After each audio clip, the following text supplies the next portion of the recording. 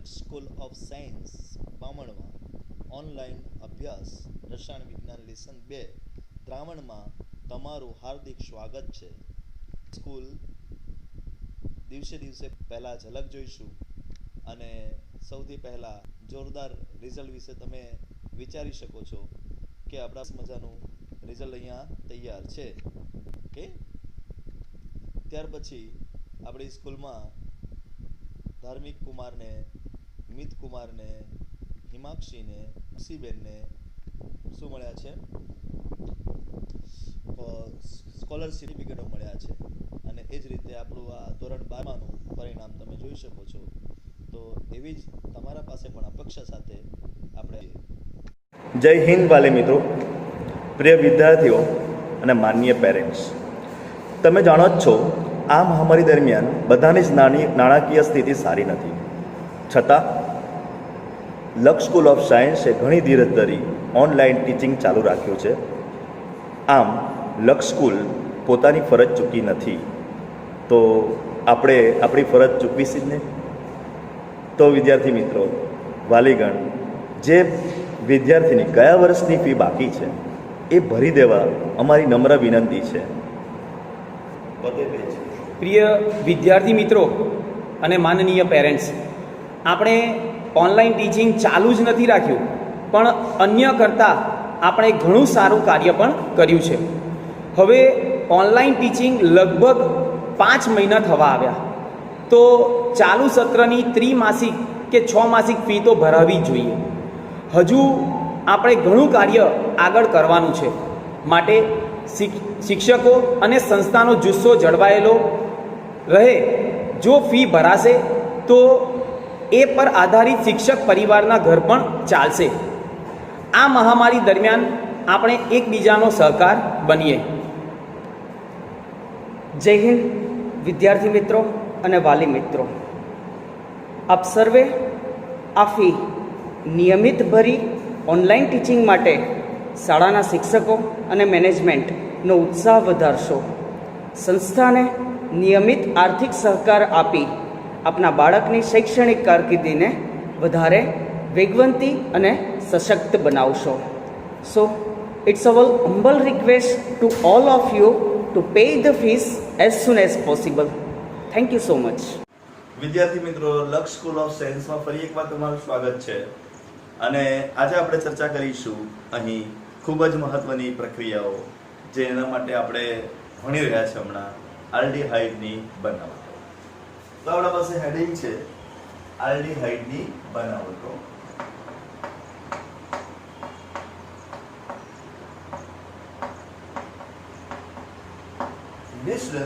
આલ્ડીહાઇડની બનાવટમાં આપણે ગયા પીરિયડની અંદર થોડુંક ભણી ચૂક્યા છે.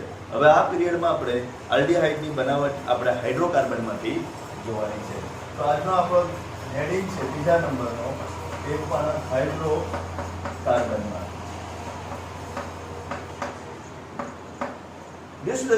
અહીં ફક્ત આપણે આલ્ડીહાઇડ એટલે સામાન્ય આલ્ડીહાઇડની વાત નહીં કરીશું, આપણે એરાઇલ આલ્ડીહાઇડની પણ વાત કરીશું. હવે એરાઇલ આલ્ડીહાઇડ એટલે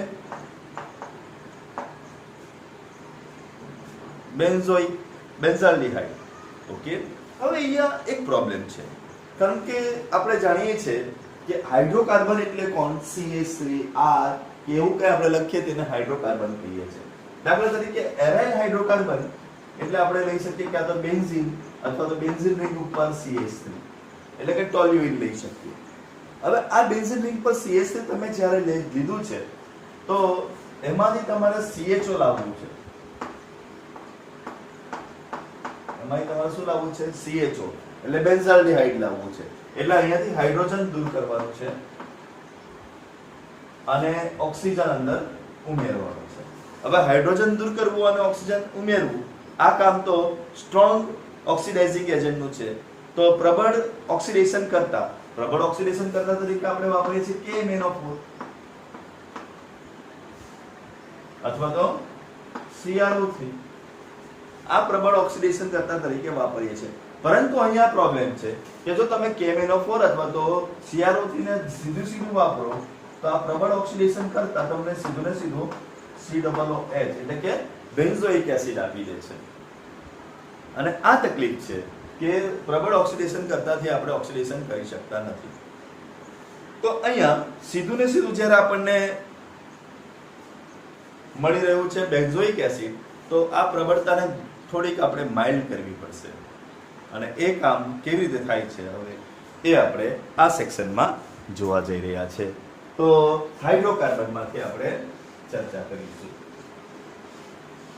ઓકે, ચલો. તો પહેલા આપણે આની ચર્ચા કરીશું હાઇડ્રોકાર્બનમાંથી ઉપયોગ કરીને તો ક્રોમિયમ ક્લોરાઇડની પ્રક્રિયા. બરાબર? તો ક્રોમિયમ ક્લોરાઇડની પ્રક્રિયાઓ કેવી રીતે આપણે કરી શકીએ છીએ એ જોવાનું છે.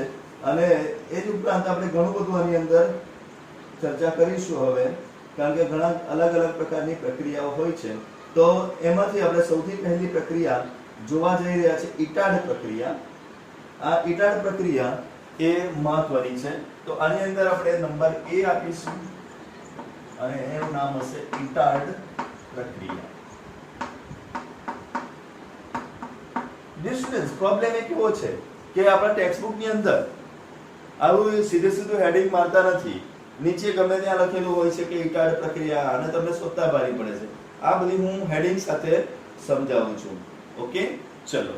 તો હવે સૌથી પહેલા આપણે ઇટાડ પ્રક્રિયામાં પ્રક્રિયા કરાવવાની છે ટોલ્યુઇનની. ટોલ્યુઇન એટલે હાઇડ્રોકાર્બન છે અને એને આપણે શાના દ્વારા દોરી બતાવી શકીએ છીએ? બેન્ઝીન રિંગ ઉપર CH3. આ છે આપણા પાસે ટોલ્યુઇન. તો ટોલ્યુઇનની પ્રક્રિયા આપણે ક્રોમાઇલ ક્લોરાઇડ સાથે કરાવવાની છે. હવે આ ક્રોમાઇલ ક્લોરાઇડ એનું સૂત્ર તમારે સમજવાનું છે. ક્રોમાઇલ ક્લોરાઇડનું સૂત્ર છે Cr. Cr ના +6 ઓક્સિડેશન આંક છે. આ +6 ઓક્સિડેશન આંક 2 ઓક્સિજન વડે જતા 2 ઓક્સિજન એટલે 4 થયા, -4 એટલે બાકી રહ્યા 2. જે 2 બાકી Cl2 વડે થાય છે અને એને ક્રોમિલ ક્લોરાઇડ તરીકે આપણને ઓળખીએ છે. તો આ ક્રોમિલ ક્લોરાઇડની પ્રક્રિયા ટોલ્યુઇન સાથે CH2 ની હાજરીમાં કરતા આપણને સૌપ્રથમ એક મધ્યવર્તી નિપજ મળે છે. તો હવે આ મધ્યવર્તી નિપજ શું મળે છે એ સમજાવું છું. જરા ધ્યાન આપીને સમજજો કે મધ્યવર્તી નિપજ આપણા પાસે શું મળશે. તો ડિયર સ્ટુડન્ટ્સ, મધ્યવર્તી નિપજમાં અહીંયા જે આપણા પાસે હાઇડ્રોજન છે, CH3 ના 2 હાઇડ્રોજન છે, એ 2 હાઇડ્રોજન પહેલા તો નીકળી જાય છે અને એ હાઇડ્રોજન Cl2 સાથે HCl2 બની જાય છે. એ 2 હાઇડ્રોજન Cl2 સાથે શું બની જાય છે? HCl2 બનીને કૌંસમાં જતા રહે છે. તો આ પહેલો સ્ટેપ છે, આપણને HCl2 અહીં મળે છે. પહેલા સ્ટેપમાં આપણને અહીંયા HCl2 મળે છે. તો હાઇડ્રોજન 2 છે, આ 2 હાઇડ્રોજનની સ્થાન પર એના 2 હાઇડ્રોજન આમાં જતા રહે છે, HCl2 મળે છે અને બાકી બચેલ અહીંયા CrO2. તો CrO2 ને આપણે આ રીતે લખીએ છીએ RCrO. CrO2 જ છે પણ OCrO લખીએ છીએ આપણે. તો OCrO લખવા પાછળનો હેતુ કે આ CHO બની જશે અને પાછળ પેલું નીકળી જશે. ઓકે, હવે અહીંયા આપણે આ બધું જ 2 વખત લીધું છે એટલે તમારે અહીંયા 2 વખત લખવું પડશે. તો આમ ટોલ્યુઇનની પ્રક્રિયા 2 વખત લીધેલા અથવા 2 ટાઈમ્સ CrO2Cl2 એટલે કે ક્રોમાઇલ ક્લોરાઇડ સાથે કરાવતા આપણને પહેલા એક મધ્યવર્તી નિપજ મળે છે. આ મધ્યવર્તી નિપજને ક્રોમિયમ સંકીર્ણ તરીકે ઓળખવામાં આવે છે. તો ક્રોમિયમ સંકીર્ણ મળે છે જેનું પછીથી હાઇડ્રોલિસિસ કરવામાં આવે છે. હવે આ હાઇડ્રોલિસિસ કોના દ્વારા કરવાની? તો આ હાઇડ્રોલિસિસ જલીય એસિડ દ્વારા. કોના દ્વારા કરવામાં આવે છે? જલીય એસિડ દ્વારા કરવામાં આવે છે અને આપણને આલ્ડીહાઇડ મળે છે.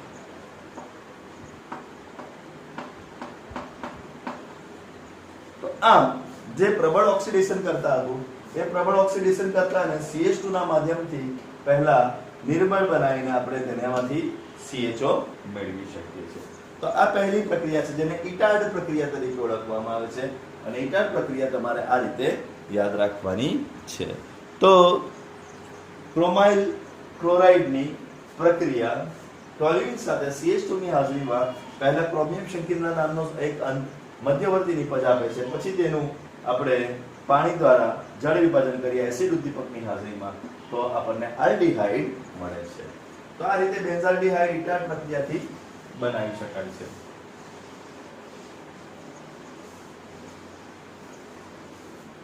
એ જ રીતે આપણે એમાં બીજી પ્રક્રિયા પણ કરી શકીએ છીએ, પરંતુ હવે બીજી પ્રક્રિયામાં આપણે ક્રોમિયમ ઓક્સાઇડ, જે મેં તમને આગળ સમજાવ્યું કે પ્રબળ ઓક્સિડેશન કરતા છે, એ ક્રોમિયમ ઓક્સાઇડનો સહારો લેવાનો છે.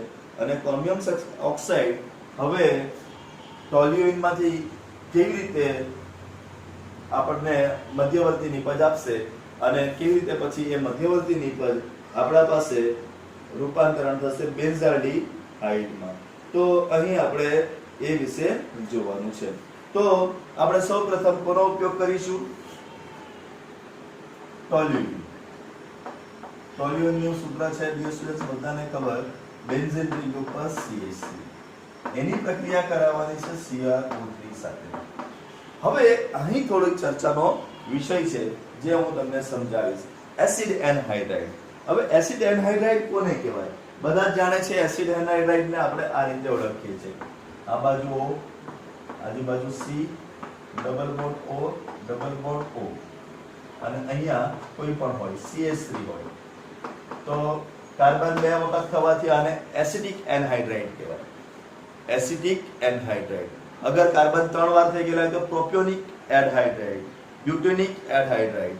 ઓકે, તો આ રીતે આપણા પાસે 2 કાર્બન છે, આને આપણે એસિડિક એનહાઇડ્રાઇડ કહીએ છીએ. પણ એસિડિક એનહાઇડ્રાઇડને મારે સિમ્પલ રૂપમાં લખવું હોય તો આ CH3CO, CH3CO બંને 2 વાર છે, એટલે CH3CO ટ્વાઇસ ઓક્સિજન. આ એસિડિક એનહાઇડ્રાઇડનું ફોર્મ્યુલા છે. તો આપણે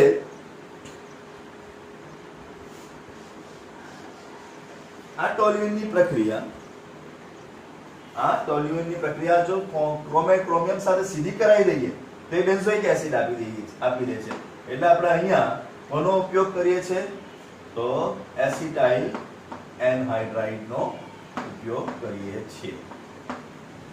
ઓકે, તો એસિડિક એનહાઇડ્રાઇડની પ્રક્રિયા ક્રોમિયમ ઓક્સાઇડ અને ટોલ્યુઇન આ ત્રણ જે વચ્ચે પ્રક્રિયા થતા ફરીવાર આપણને એક ઇન્ટરમીડિયેટ પ્રક્રિયા મળશે. હવે આ ઇન્ટરમીડિયેટ કેવી રીતે મળે છે? પરંતુ અહીંયા તમારે ધ્યાન રાખવાનું છે, આ પ્રક્રિયામાં નિયર બાય 273 થી 283 કેલ્વિન જેટલું તાપમાન રાખવાનું છે. કેટલું તાપમાન રાખવાનું છે? 273 કેલ્વિન થી 283 કેલ્વિન સુધીનું તાપમાન રાખવાનું છે. ઓકે, હવે આની આપણે મધ્યવર્તી નિપજમાં અગેન CH, આ 2 હાઇડ્રોજન નીકળી ગયા. આ 2 હાઇડ્રોજન આ રીતે આપણે લખી દીધા છે, અને એ 2 હાઇડ્રોજન હવે અંદર એન્ટર થાય છે. તો આમાં આ 2 ઓક્સિજન છે અને આ એક ઓક્સિજન, આને પણ આપણે 2 વાર લીધેલું છે, એટલે આના 2 ઓક્સિજન અને આ એક વાર આમ અંદર O આવી ગયું. પછી COCH3, 2 હાઇડ્રોજનનું વિસ્થાપન થાય છે અને આ આપણને મળી જાય છે અંદર CHOCOCH3 ટ્વાઇસ. ફરીવાર આપણે એનું H3O+ મતલબ જલીય એસિડ દ્વારા હાઇડ્રોલિસિસ કરીએ છીએ, જળ વિભાજન કરીએ છીએ, અને એને જળ વિભાજનથી આપણને બેન્ઝાલ્ડિહાઇડ મળે છે. તો આ બેન્ઝાલ્ડિહાઇડ મેળવવાની પ્રક્રિયા છે બીજા નંબરની પ્રક્રિયા, જેમાં આપણે હાઇડ્રોકાર્બનમાંથી નંબર અહીંયા 2 આપીશું. બીજા નંબર પહેલી એટાઇડ પ્રક્રિયા હતી. હવે આ બીજા નંબરમાં આપણે કોનો ઉપયોગ કરીએ છીએ? તો એસિડ એનહાઇડ્રાઇડ સાથે પ્રક્રિયાનો ઉપયોગ કરીને આ આપણે મેળવી રહ્યા છે. તો બીજા નંબરની પ્રક્રિયા છે આ, અને આમ હાઇડ્રોકાર્બનમાંથી બીજા નંબરમાં આપણે એસિડ એનહાઇડ્રાઇડ દ્વારા બેન્ઝાલ્ડિહાઇડ મેળવી શકીએ.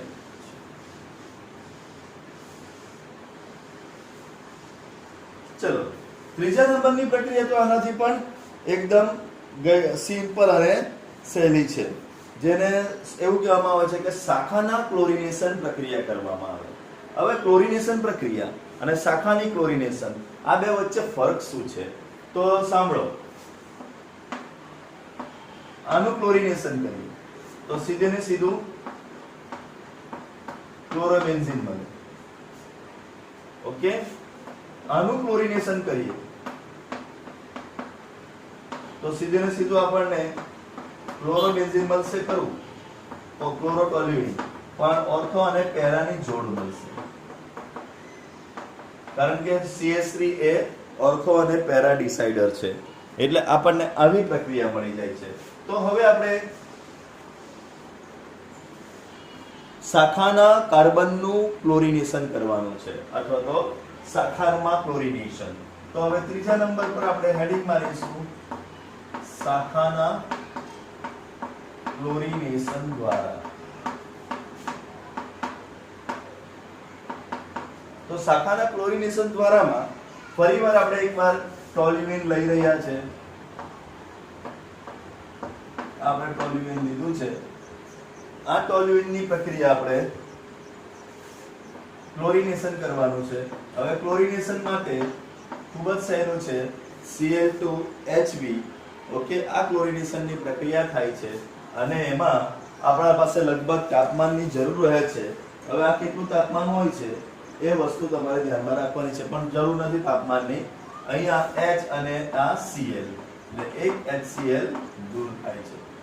ઓકે, HCl દૂર થાય કે નહીં થાય એ જોવા નથી, પરંતુ આપણને અહીંયા આમાંથી 2 હાઇડ્રોજન દૂર થાય છે અને તેના સ્થાન પર Cl2 આવી જાય છે. એક્ચ્યુઅલી અહીંયા 2 વખત દીધેલું હશે.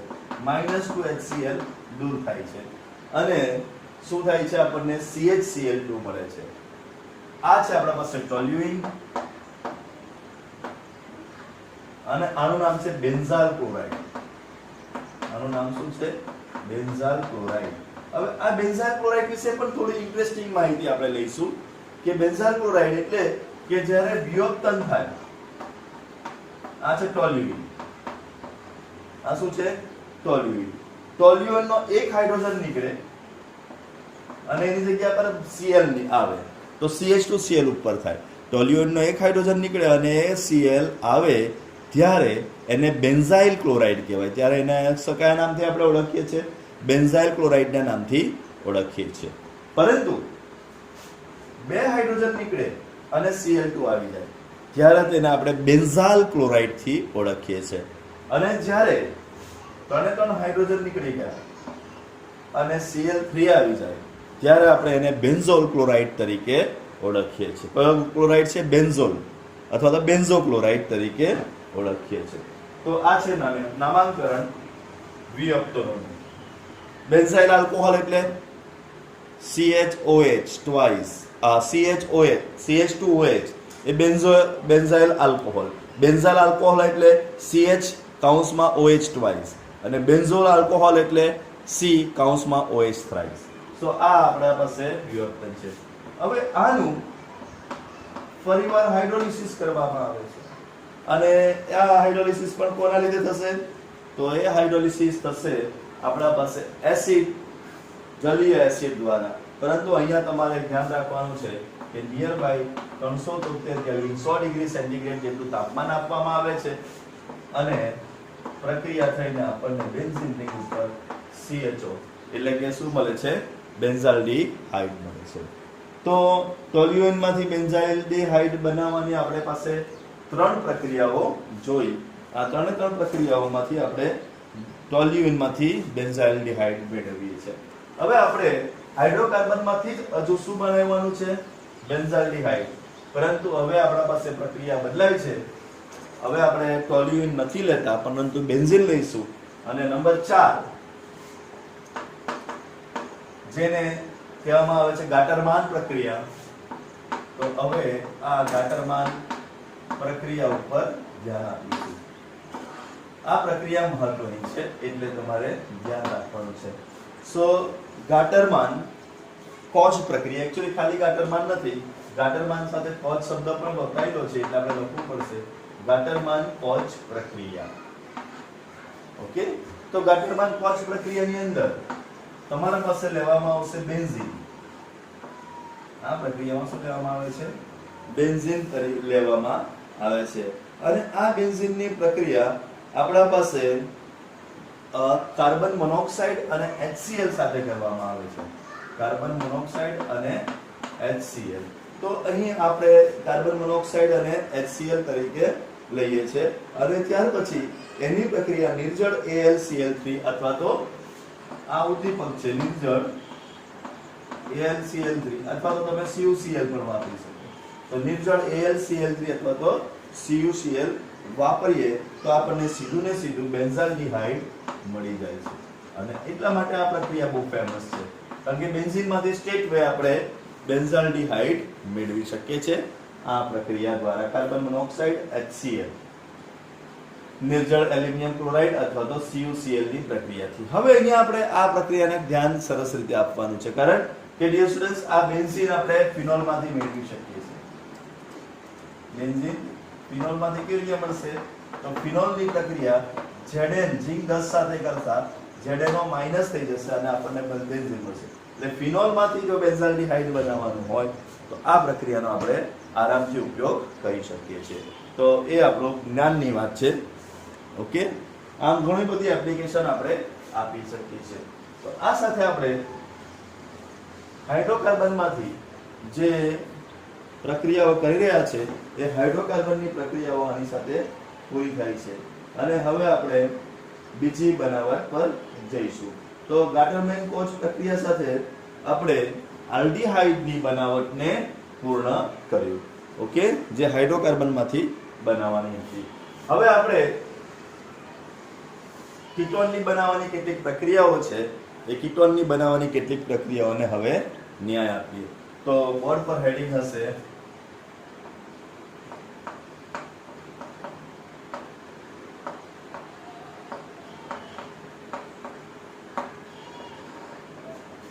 કીટોનની બનાવટ. ડિસ્ટન્સ કીટોનની બનાવટ કરવા માટે પણ આપણા પાસે બહુ બધી મેથડ છે પરંતુ આ બધી મેથડમાંથી આપણે કેટલીક મહત્વની મેથડ જે ચોપડીમાં તમને આપેલી છે એ મહત્વની મેથડ લઈશું. પરંતુ એ પહેલા હું તમને ધોરણ 11 માંની થોડી યાદ બતાવું. ધોરણ 11 માં જ તમે કીટોનની બનાવટ શીખી ગયા હતા. આપણે 6-7 પ્રક્રિયાઓ એક સાથે આખું ટેબલ બનાવ્યું હતું જેમાં 20-25 પ્રક્રિયાઓ લખેલી કે આમ કરવાથી આ થાય. તેમાં નાઇટ્રેશન આવતું હતું, સલ્ફોનેશન આવતું હતું, ધેન ક્લોરિનેશન આવતું હતું, એસાઇલેશન અને આલ્કાઇલેશન. આ એસાઇલેશન પ્રક્રિયા એટલે ફિનોલની બનાવટ. હું તમને સમજાવું છું એસાઇલેશન. તો એસાઇલેશન એટલે કોણ? તો આપણે CH3COCl એસિડાઇલ ક્લોરાઇડ કહીએ છીએ.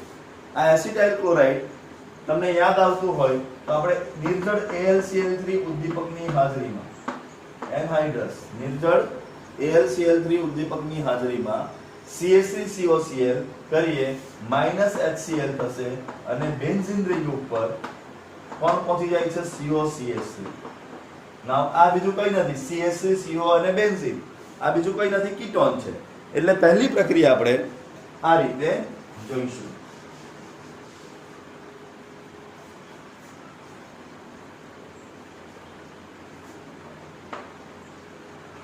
Friedel-Crafts acylation.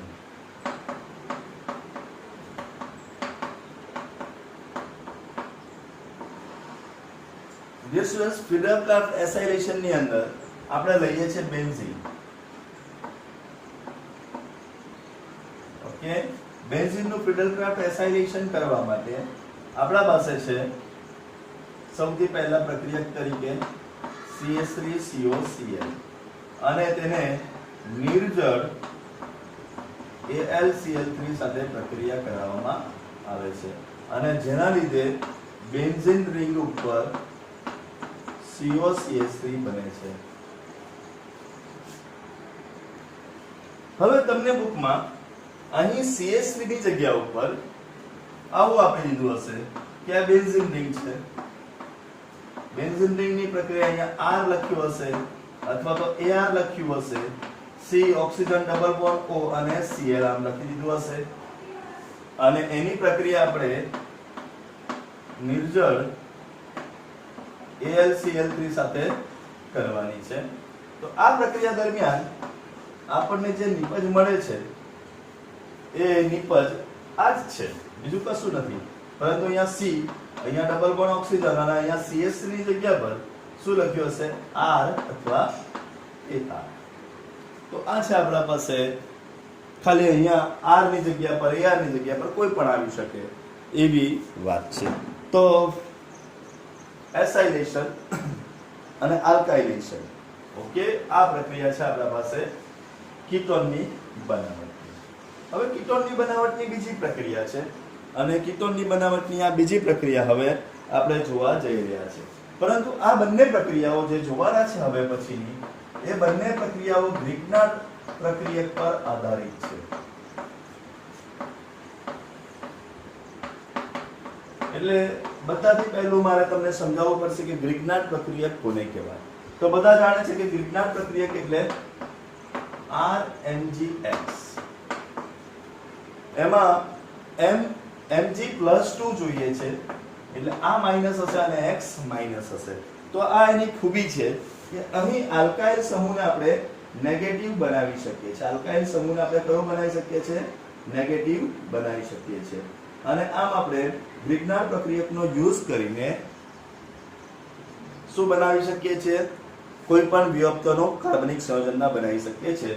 જેમાં સૌથી પહેલું આપણે જોવાનું છે એસિટાઇલ ક્લોરાઇડમાંથી.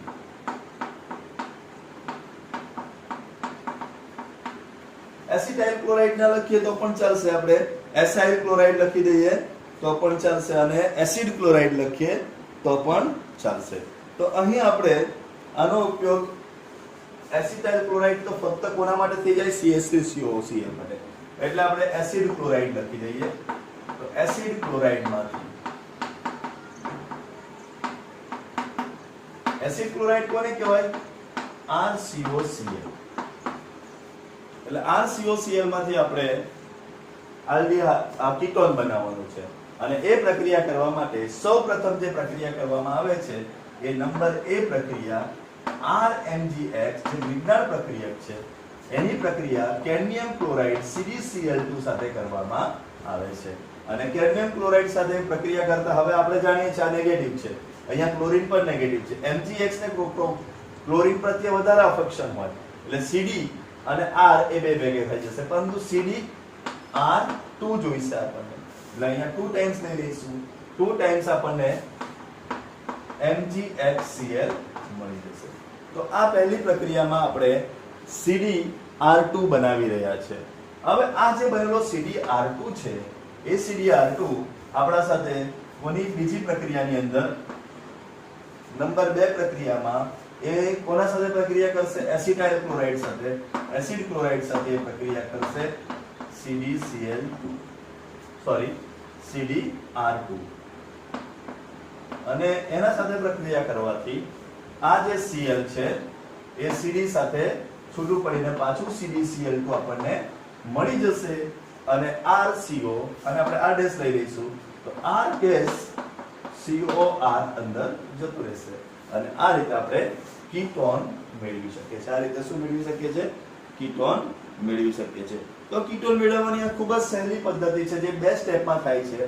એસિડ ક્લોરાઇડની પ્રક્રિયા આપણે જે ગ્રીકનાટ પ્રક્રિયકના CdR2 થી મળ્યા છે તેના સાથે કરીએ. એટલે પહેલી પ્રક્રિયા આપણે ગ્રીકનાટ પ્રક્રિયકની CdCl2 સાથે કરાવતા આપણે એક મધ્યવર્તી નિપજ CdR2 મળે છે. CdR2 ની પ્રક્રિયા પછી કોના સાથે થાય છે? એસિટાઇલ ક્લોરાઇડ એસિડ ક્લોરાઇડ સાથે થાય છે અને આપણને કીટોન મળે છે. આ પ્રક્રિયાની ખૂબી એ છે કે તમારે જોઈતી સંખ્યામાં R અને R ડેશ લઈ શકો છો અને એ પ્રમાણે તમને જરૂરી કીટોન મેળવી શકાય છે. ચલો, તો હવે આના પછીની પ્રક્રિયા છે અને તે છે નાઇટ્રાઇલમાંથી મેળવવાનું. તો નંબર B પ્રક્રિયા છે નાઇટ્રાઇલમાંથી. ડિસ્ટિલ્ડ નાઇટ્રાઇલની ફોર્મ્યુલા તમે જાણો છો RCN. હવે RCN ને આપણે R ટ્રિપલ બોન્ડ CN લખી શકીએ છીએ. R ટ્રિપલ બોન્ડ CN લખી શકાય છે અને આપણે આલ્કાઇલ નાઇટ્રાઇલ તરીકે ઓળખીએ છીએ કે જ્યાં કાર્બન છે એ ટ્રિપલ બોન્ડમાં હોય છે. આની પ્રક્રિયા આપણે ગ્રીકનાટ રિએજન્ટ એટલે R ડેશ MgX સાથે કરીશું. હવે આપણે જાણીએ છીએ આમાં R ડેશ માઈનસ હશે. ચલો આ તમને તકલીફ પડે તો આપણે આને R ડેશ લઈ લઈએ, આ આમ જ રહેવા દઈએ. R માઈનસ હશે, Mg પ્લસ હશે અને X માઈનસ હશે એટલે આ આટલો ભાગ બે ભેગો થઈને પ્લસ બને અને આ માઇનસ બને. તો જ્યારે ડબલ બોન્ડ તૂટશે અને આ રીતે આપણા પાસે ડબલ બોન્ડ ઉપર જશે અને સિંગલ, ત્યારે 4 બોન્ડ તો જોઈએ, તો આ ટ્રિપલ બોન્ડ તૂટશે. એક બોન્ડ ની અંદર તમારા પાસે અંદર કોણ એન્ટર થશે? R એન્ટર થશે અને બીજું જ્યાં n છે એ n સાથે mgx જતું રહેશે. હવે એનું જલીયકરણ કરવામાં આવે છે અને જલીયકરણ કરવા માટે એસિડ જલીય એસિડ વાપરવામાં આવે છે અને આ જલીયકરણની પ્રક્રિયા થઈને આપણા પાસે આ દૂર થઈ જશે R-COO. આપણા પાસે આ રીતે કીટોન મળી જશે. હવે તમે અહીંયા જે પ્રમાણે વાપરેલું હોય તે, દાખલા તરીકે અહીંયા તમે વાપર્યું છે CH3 કે CH3CH2 વાપર્યું છે. અહીં તમે વાપર્યું છે CH3CH2 Cn અને અહીં R' ની જગ્યા પર તમે વાપર્યું છે C6H5MgX. તો આ પ્રક્રિયામાં સૌપ્રથમ R' એટલે CH3CH2 એમ જ રહેવાના છે. આ કાર્બનના ડબલ બોન્ડમાં N MgX જતો રહેશે, અહીંયા આવી જશે C6H5 જેનું જળ વિભાજન થશે અને જળ વિભાજનથી આપણને મળશે CH3 CH2 CO C6H5. આ આપણા પાસે કીટોન છે, પહેલા નંબરનો કીટોન છે. આ બેન્ઝીન વાળો છે એટલા માટે એને આપણે ફિનોલ શબ્દ વાપરી શકીએ. ઓકે, તો આને પ્રોપિયોફિનોન તરીકે, 3 કાર્બન છે, પ્રોપિયોફિનોન તરીકે ઓળખીએ છીએ. યા તો UPSC માં 1 પર ફિનાઇલ છે, 1 ફિનાઇલ પ્રોપેનોન તરીકે પણ ઓળખાય છે. તો આ છે આપણા પાસે આલ્ડીહાઇડ અને કીટોનની બનાવટ. હું આશા રાખું કે તમને આલ્ડીહાઇડ અને કીટોનની બનાવટમાં સમજણ પડી અને આ રીતે આપણે આગળ વધીશું.